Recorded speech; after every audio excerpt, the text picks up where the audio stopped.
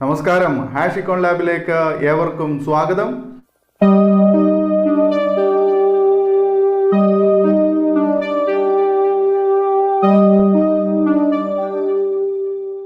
ഇന്നത്തെ വീഡിയോയിൽ ഉൾപ്പെടുത്തിയിരിക്കുന്നത് +1 ഇക്കണോമിക്സിന്റെ 4ാമത്തെ ചാപ്റ്റർ പോവർട്ടിയാണ്.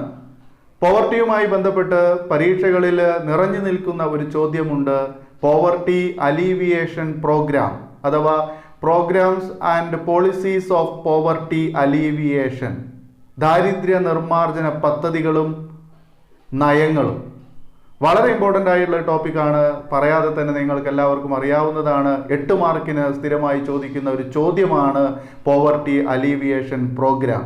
അപ്പോൾ ഈ ഒരു ടോപ്പിക്കാണ് ഇന്നത്തെ ഈ ഒരു വീഡിയോയിൽ നമ്മൾ കാണാൻ പോകുന്നത്, പഠിക്കാൻ പോകുന്നത്. വളരെ ഇമ്പോർട്ടൻ്റ് ആണ്. തീർച്ചയായും നിങ്ങൾക്ക് ഈ ഭാഗം ഉപകാരപ്പെടുന്നതായിരിക്കും. അതുകൊണ്ട് വീഡിയോ നിങ്ങൾ മുഴുവനായും കാണുക. ഓക്കെ, ഇനി നമുക്ക് നേരെ ടോപ്പിക്കിലേക്ക് പോകാം. Poverty alleviation programme. Policies and programmes for poverty alleviation are classified into 3 categories. ഇന്ത്യയിൽ നടപ്പിലാക്കിയ ദാരിദ്ര്യ നിർമ്മാർജ്ജന പദ്ധതികളും നയങ്ങളും, ഇവയെ നമുക്ക് പ്രധാനമായും 3 രീതിയിൽ ക്ലാസിഫൈ ചെയ്യാവുന്നതാണ്. The policies and programmes for poverty alleviation are classified into 3. They are: first one, self employment program; second one, food security program; third one, social security program. ഏതൊക്കെയാണ്? ഒന്നാമത്തേത് സെൽഫ് എംപ്ലോയ്മെന്റ് പ്രോഗ്രാം, സ്വയം തൊഴിൽ പദ്ധതികൾ. രണ്ടാമത്തേത് food security programme, ഭക്ഷ്യ സുരക്ഷാ പദ്ധതികൾ. മൂന്നാമത്തേത് സോഷ്യൽ സെക്യൂരിറ്റി പ്രോഗ്രാം, സാമൂഹ്യ സുരക്ഷാ പദ്ധതികൾ. ഇങ്ങനെ 3 രീതികളിലാണ് ഇന്ത്യയിൽ ദാരിദ്ര്യം തുടച്ചു നീക്കുന്നതിന് വേണ്ടി ഗവൺമെന്റ് ചില നയങ്ങളും പദ്ധതികളും ആസൂത്രണം ചെയ്തിരിക്കുന്നത്. ഓക്കെ, അപ്പോൾ നമ്മൾക്ക് ഈ 3 പ്രോഗ്രാമുകളെയും കുറിച്ച് വിശദമായിട്ട് പഠിക്കേണ്ടതുണ്ട്. ഇതിനു വേണ്ടി നമ്മൾ ഓരോ പോയിന്റും സെപ്പറേറ്റ് പറഞ്ഞു നോക്കാം. ഓക്കെ, ഒന്നാമത്തേത് സെൽഫ് എംപ്ലോയ്മെന്റ് പ്രോഗ്രാംസ്. സ്വയം തൊഴിൽ പദ്ധതികളുമായി ബന്ധപ്പെട്ട് ഇന്ത്യയിൽ നടപ്പിലാക്കിയ പ്രധാനപ്പെട്ട പോളിസികളാണ്. ഒന്ന്, SGSY, ദാറ്റ് മീൻ സ്വർണ്ണ ജയന്തി ഗ്രാമ സ്വരോസ്ഗാർ യോജന. എന്താണ് സ്വർണ്ണ ജയന്തി ഗ്രാമ Swarozgar Yojana? The minor changes were brought in the IRDP introduced in October 1980 and the revised program is called SGSY. 1980 ഒക്ടോബറിൽ ഇന്ത്യയിൽ നടപ്പിലാക്കിയ ഒരു പദ്ധതി ഉണ്ടായിരുന്നു, ഇന്റഗ്രേറ്റഡ് റൂറൽ ഡെവലപ്മെന്റ് പ്രോഗ്രാം എന്നറിയപ്പെടുന്ന IRDP. ഈ IRDPയുടെ ഒരു പരിഷ്കരിച്ച രൂപമാണ് ഏത്? SGSY. പറഞ്ഞ മനസ്സിലാവുണ്ടല്ലോ. അതായത് 1980 ഒക്ടോബറിൽ ഇന്ത്യയിൽ നടപ്പിലാക്കിയ ഒരു പദ്ധതിയായിരുന്നു IRDP. ഈ IRDPയെ പരിഷ്കരിച്ചുകൊണ്ടാണ് ഏത് കൊണ്ടുവന്നത്? SGSY നടപ്പിലാക്കിയിട്ടുള്ളത്. ഓക്കെ, എന്താണ് ഈ SGSYയുടെ പ്രധാനപ്പെട്ട ലക്ഷ്യം എന്താണ്?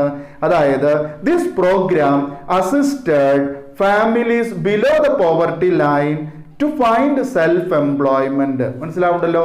അതായത് സ്വയം തൊഴിൽ കണ്ടെത്തുന്നതിന് വേണ്ടി ഇന്ത്യയിലെ ബിലോ പോവർട്ടി ലൈനിൽ ഉൾപ്പെടുന്ന ആളുകൾക്ക് സ്വയം തൊഴിൽ കണ്ടെത്തുന്നതിന് വേണ്ടി സൗകര്യങ്ങൾ ഒരുക്കി കൊടുക്കുന്ന ഒരു പദ്ധതിയാണ് SGSY എന്ന് പറയുന്നത്. ക്ലിയർ അല്ലേ? 1980 ഇന്ത്യയിൽ നടപ്പിലാക്കിയ IRDPയുടെ പരിഷ്കരിച്ച രൂപമാണ് ഏത്? SGSY. എന്താണ് ഈ SGSY കൊണ്ട് ഉദ്ദേശിക്കുന്നത്? This programme assisted families below the poverty line.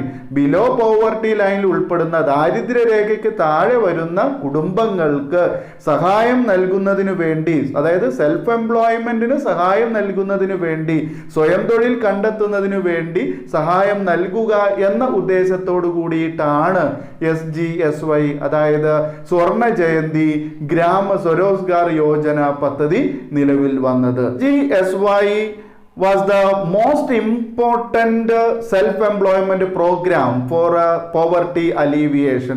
ദാരിദ്ര്യ നിർമ്മാർജ്ജനത്തിന് വേണ്ടി നമ്മൾ ഉപയോഗിക്കുന്ന സെൽഫ് ഉപയോഗിക്കുന്ന ഏറ്റവും ഇമ്പോർട്ടൻ്റ് ആയിട്ടുള്ള ഒരു പദ്ധതിയാണ് ഈ SGSY എന്ന് പറയുന്നത്. SGSY ഇന്ത്യയിൽ നടപ്പിലാക്കി തുടങ്ങിയത് 1999 ഏപ്രിൽ 1 മുതലാണ്.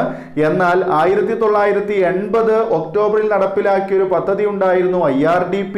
ഈ IRDPയുടെ പരിഷ്കരിച്ച രൂപമായിട്ടാണ് എന്തിനെ കൊണ്ടുവന്നത്, SGSY കൊണ്ടുവന്നത്. പക്ഷെ ശ്രദ്ധിക്കേണ്ടതുണ്ട്, SGSY ഇന്ത്യയിൽ നടപ്പിലാക്കിയത് 1999 ഏപ്രിൽ 1 മുതലാണ്. Now this program is also known as NRLM, അതായത് നാഷണൽ റൂറൽ ലൈവ്ലിഹുഡ് മിഷൻ. രണ്ടാമത്തെ പോയിന്റ് PMRY. രണ്ടാമത്തെ point PMRY, prime ministers Rozgar Yojana. PMRY focuses on educated unemployed, അല്ലെ, അഭ്യസ്തവിദ്യരായ തൊഴിലില്ലാത്ത ആളുകൾക്ക് സ്വയം തൊഴിൽ കണ്ടെത്തുന്നതിന് വേണ്ടി നടപ്പിലാക്കിയ പദ്ധതിയാണ് PMRY. അറിയാം അല്ലെ, PMRY എന്താണ്? അഭ്യസ്തവിദ്യരായിട്ടുള്ള തൊഴിലില്ലാത്ത ആളുകൾക്ക്, അല്ലെ, അതായത് വിദ്യാഭ്യാസം നേടിയിട്ടും തൊഴിൽ ലഭ്യമല്ലാത്ത ആളുകൾക്ക്, ഉന്നത വിദ്യാഭ്യാസം നേടിയിട്ടും തൊഴിൽ ലഭ്യമല്ലാത്ത ആളുകൾക്ക് സ്വയം തൊഴിൽ കണ്ടെത്തുന്നതിന് വേണ്ടി ആവിഷ്കരിക്കപ്പെട്ട ഒരു പദ്ധതിയാണ് PMRY എന്ന് പറയുന്നത്.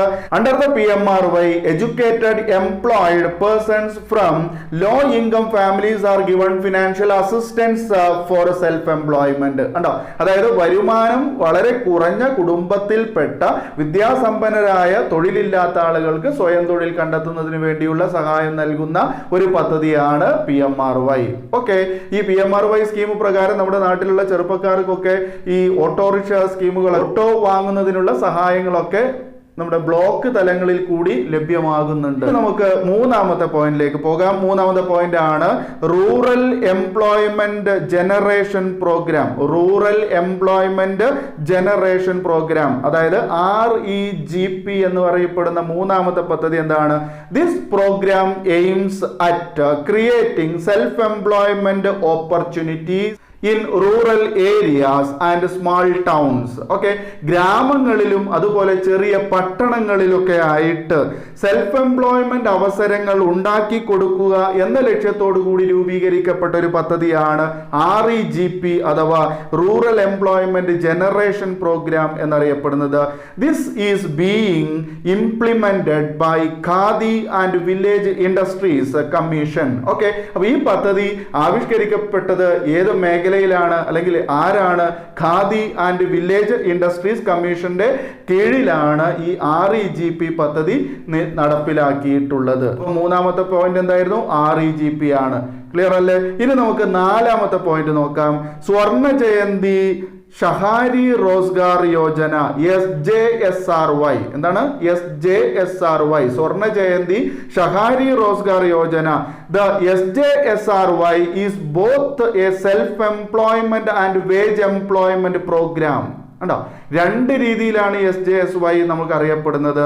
ഏതൊക്കെ രീതിയിലാണ്? ഒന്ന് സെൽഫ് എംപ്ലോയ്മെന്റ് പ്രോഗ്രാം എന്ന പേരിലും, അതുപോലെ തന്നെ അതോടൊപ്പം തന്നെ നൽകുന്ന മറ്റൊരു കാര്യം വേജ് എംപ്ലോയ്മെന്റ് പ്രോഗ്രാം എന്ന പേരിലുമാണ്, അല്ലെ. Focuses on urban areas. ഇത് പ്രധാനമായിട്ടും ലക്ഷ്യം വെക്കുന്നത് എവിടെയാണ്? നഗരങ്ങളിലാണ്, അർബൻ മേഖലയിലാണ്. ക്ലിയർ ആണല്ലോ? സ്വർണ്ണ ജയന്തി ഷഹാരി റോസ്ഗാർ യോജന എന്നാണ് അതിന്റെ മുഴുവൻ പേര്. ഇത് രണ്ട് മേഖലയ്ക്ക് പ്രാധാന്യം നൽകുന്നു. ഒന്ന് വേജ് എംപ്ലോയ്മെന്റ് ആണ്, മറ്റൊന്ന് സെൽഫ് എംപ്ലോയ്മെന്റ് ആണ്. അർബൻ സെക്ടറിലാണ് ഇത് നടപ്പിലാക്കുന്നത്. ക്ലിയർ അല്ലേ? ഇനി അഞ്ചാമത്തെ പോയിന്റിലേക്ക് പോകാം. National rural employment guarantee programme. National rural employment guarantee programme, NREGP. നമുക്കറിയാം, ഇത് സർവ്വസാധാരണയായിട്ട് ഇപ്പോൾ നമ്മൾ കണ്ടുവരുന്ന ഒരു പ്രോഗ്രാമാണ്, അല്ലെ. വ്യാപകമായിട്ട് കേരളം പോലുള്ള സ്റ്റേറ്റുകളിലൊക്കെ വ്യാപകമായിട്ട് ഉപയോഗിക്കുന്ന ഒരു പ്രോഗ്രാമാണ് NREGP എന്നറിയപ്പെടുന്നത്. എന്താണ് NREGP നോക്കാം. In 2005 the Indian Parliament passed the National Rural Employment Guarantee Act. India government 2005 ഒരു national rural employment guarantee act പാസാക്കി, അല്ലെ. അതായത് ഗ്രാമങ്ങളിലെ സ്വയം തൊഴിൽ ഉറപ്പു നൽകുന്ന ഒരു പദ്ധതി, ഒരു ആക്ട് കൊണ്ടുവന്നു. ഈ ആക്ട് അനുസരിച്ച് the act led to the NREGP. ആ ഒരു ആക്ട് NREGP എന്ന് പറയുന്ന ഒരു പദ്ധതിക്ക് ലക്ഷ്യം വെച്ചു. Under the NREGP, guaranteed wage employment is given to those who are prepared to work. ജോലി ചെയ്യാൻ തയ്യാറുള്ള ഏതൊരാൾക്കും കൂലി വേല നൽകുന്ന ഒരു പദ്ധതി ആയിരുന്നു NREGP എന്ന് പറയുന്നത്, അല്ലെ? അതെങ്ങനെയാണ്? അതായത് employment is guaranteed for 100 days a year at the minimum wage rate, അല്ലെ? അതായത് മിനിമം വേജ് റേറ്റ് അനുസരിച്ച് ഒരു വർഷത്തിൽ 100 ദിവസമെങ്കിലും ജോലി ഉറപ്പുവരുത്തുന്ന, തൊഴിൽ ഉറപ്പുവരുത്തുന്ന ഒരു പദ്ധതിയായിരുന്നു ഏത് NREGP എന്ന് പറയുന്നത്. പറഞ്ഞ മനസ്സിലാവുണ്ടോ? 2005 ഇന്ത്യ ഗവൺമെന്റ് ദേശീയ ഗ്രാമീണ തൊഴിലുറപ്പ് പദ്ധതി ആക്ട് നടപ്പിലാക്കി. ഈ ആക്ട് പ്രകാരം നിലവിൽ വന്ന ഒരു പദ്ധതിയാണ് NREGP എന്ന് പറയുന്നത്. NREGPയുടെ ഏറ്റവും പ്രധാനപ്പെട്ട ഒരു പ്രത്യേകത ഇത് വർഷത്തിൽ 100 ദിവസം തൊഴിൽ ഉറപ്പു നൽകുന്നു എന്നുള്ളതാണ്. തൊഴിലെടുക്കാൻ തയ്യാറുള്ള ഏതൊരാൾക്കും ഈ പദ്ധതിയിൽ അംഗമാകാം. അത് സ്ത്രീയെന്നോ പുരുഷനെന്നോ വ്യത്യാസമില്ല, ഏതൊരാൾക്കും അംഗമാകാം. അങ്ങനെ 100 ദിവസത്തെ തൊഴിൽ ഉറപ്പു നൽകുന്ന ഒരു പദ്ധതിയാണ് ഈ NREGP എന്ന് പറയുന്നത്. ഇത് ഇന്ത്യയിൽ സർവ്വവ്യാപകമായി നിലനിൽക്കുന്ന ഒരു പദ്ധതിയാണ്. ഈ പദ്ധതി ഇപ്പോൾ അറിയപ്പെടുന്നത് MGNREGP എന്ന പേരിലാണ്. അതായത് Mahatma Gandhi national rural employment guarantee programme എന്ന പേരിലാണ് ഈ പദ്ധതി അറിയപ്പെടുന്നത്. ഓക്കെ, മഹാത്മാഗാന്ധിയുടെ പേര് കൂടി ഇതിനോട് കൂട്ടിച്ചേർത്തുകൊണ്ട് MGNREGP എന്ന പേരിലാണ് ഈ പദ്ധതി നിലവിൽ അറിയപ്പെടുന്നത്. ഓക്കെ, അപ്പൊ മക്കളെ, അപ്പൊ നമ്മൾ പഠിച്ചത് ഇന്ന് ഒന്നാമത്തെ പോയിന്റ് എന്താണ്? സെൽഫ് എംപ്ലോയ്മെന്റ് പ്രോഗ്രാംസ് ആണ്. സ്വയം തൊഴിൽ പദ്ധതികൾ എന്തൊക്കെയായിരുന്നു? ദാരിദ്ര്യം തുടച്ചു നീക്കുന്നതിന് വേണ്ടി ഇന്ത്യയിൽ നടപ്പിലാക്കിയ പ്രധാനപ്പെട്ട സ്വയം തൊഴിൽ പദ്ധതികൾ 5 എണ്ണമാണ് നമ്മൾ പറഞ്ഞത്.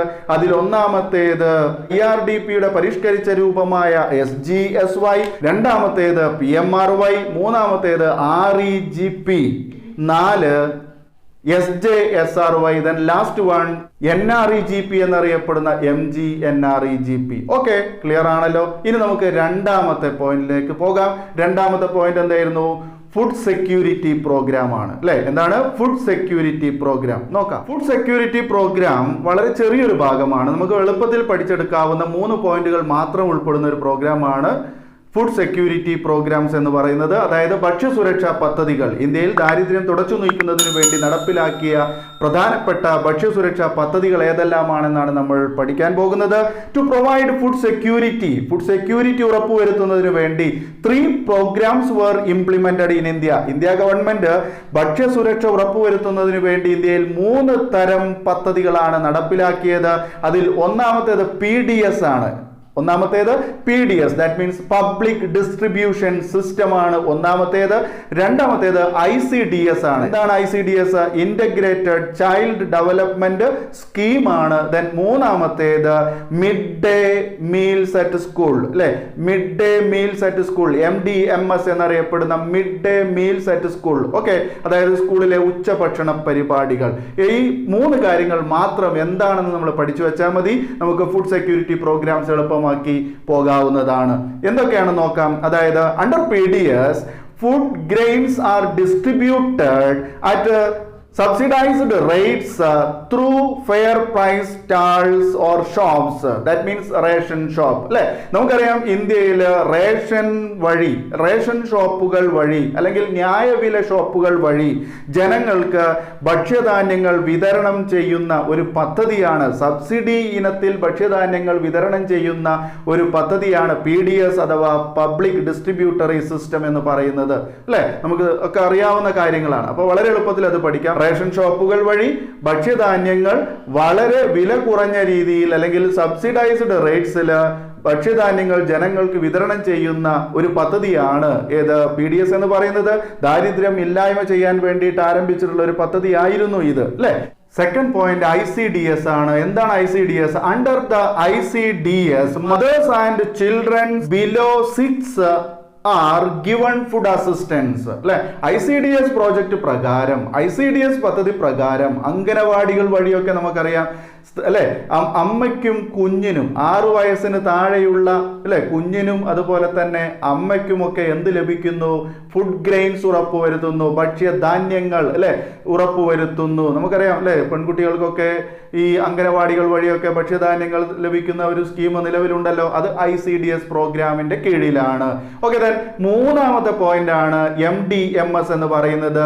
Mid day meals at school, mid day meals at school ആണ് MDMS എന്ന് പറയുന്നത്. എന്താണ് ഇതുകൊണ്ട് അർത്ഥമാക്കുന്നത്? Under MDMS children's are given free cooked food in schools, അല്ലെ, ഭക്ഷ്യധാന്യങ്ങൾ പാചകം ചെയ്തുകൊണ്ട്, അല്ലെ, പാകം ചെയ്തുകൊണ്ട് കുട്ടികൾക്ക് എവിടെ നിന്ന് ലഭിക്കുന്നു? സ്കൂളിൽ നിന്ന് ഉച്ചഭക്ഷണം ലഭിക്കുന്നു.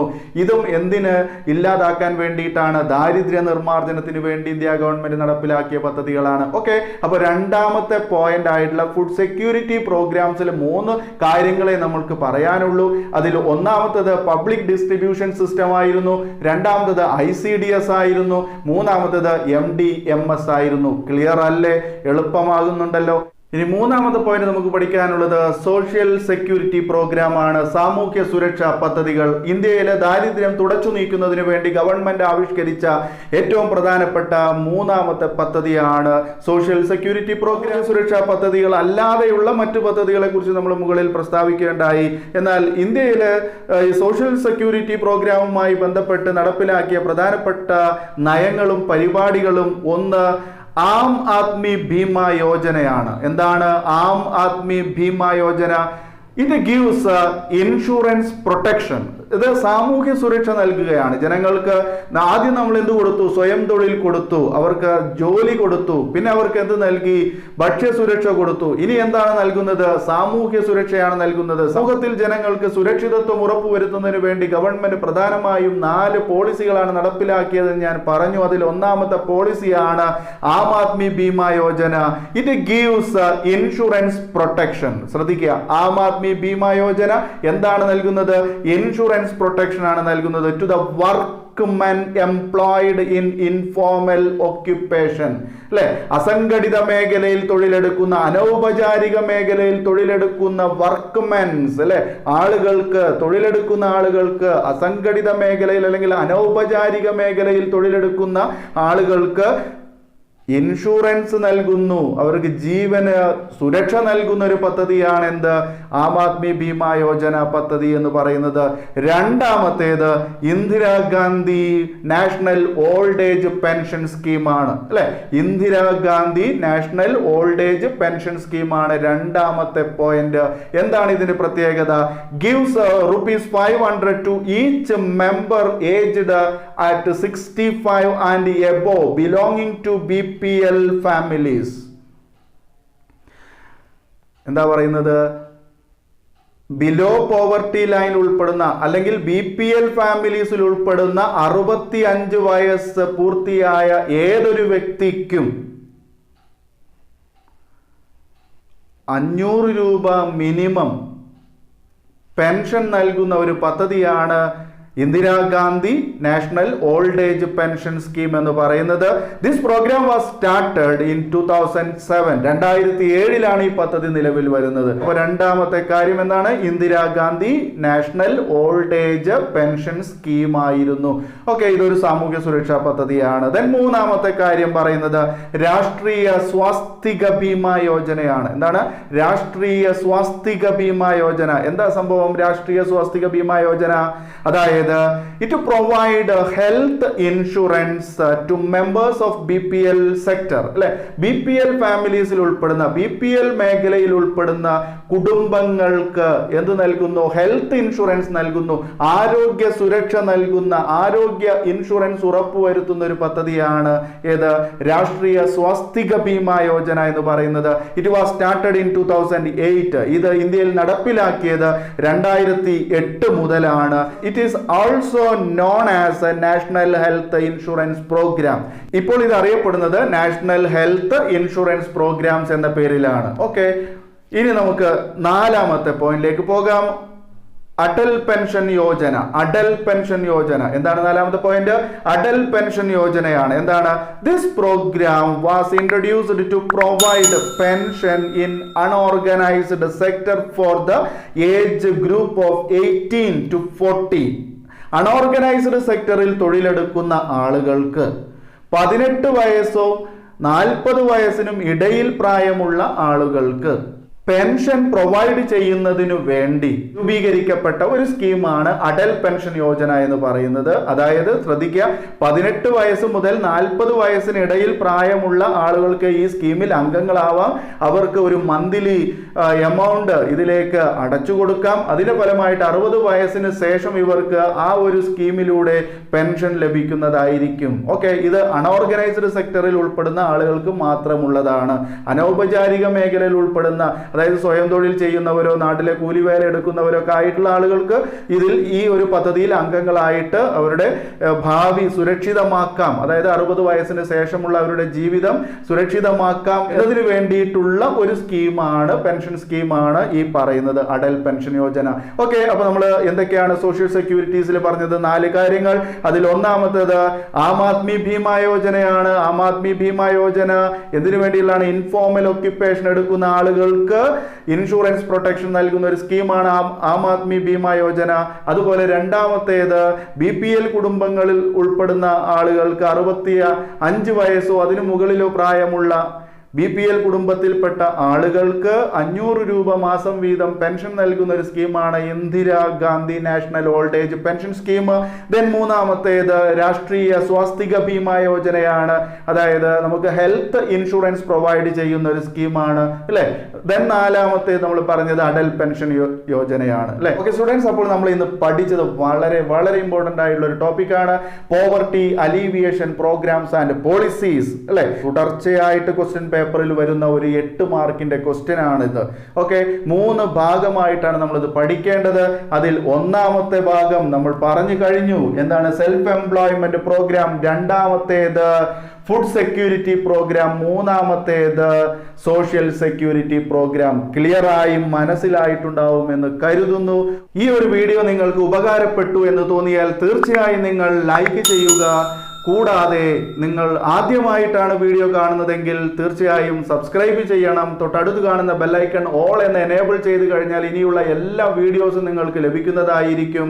പ്രത്യേകം ശ്രദ്ധിക്കുക, നമ്മുടെ ഫൈനൽ എക്സാം ഇവിടെ അടുത്തു വന്നിരിക്കുകയാണ്. നമുക്ക് കൂടുതൽ പഠിച്ചെടുക്കാൻ നിങ്ങൾ തീർച്ചയായും ചാനൽ സബ്സ്ക്രൈബ് ചെയ്യുക. സബ്സ്ക്രൈബ് ചെയ്യുന്നതോടൊപ്പം തന്നെ കാണുന്ന ബെല്ലൈക്കൺ ഓൾ എന്ന് എനേബിൾ ചെയ്ത് കഴിഞ്ഞാൽ എല്ലാ വീഡിയോസും നിങ്ങൾക്ക് നേരിട്ട് ലഭിക്കുന്നതായിരിക്കും. കൂടാതെ ഈ വീഡിയോ നിങ്ങൾക്ക് ഉപകാരപ്പെട്ടു എങ്കിൽ നിങ്ങളുടെ മറ്റുള്ള എല്ലാവർക്കും, നിങ്ങളുടെ സുഹൃത്തുക്കൾക്കും എല്ലാം വീഡിയോ ഷെയർ ചെയ്യൂ. നിങ്ങളുടെ വിലയേറിയ കമന്റ്സുകൾ രേഖപ്പെടുത്തുക. ഓക്കെ സ്റ്റുഡൻസ്, ഇനി നമുക്ക് വീണ്ടും കണ്ടുമുട്ടാം എന്ന ആഗ്രഹത്തോടു കൂടി തൽക്കാലത്തേക്ക് നിർത്തുന്നു. നന്ദി.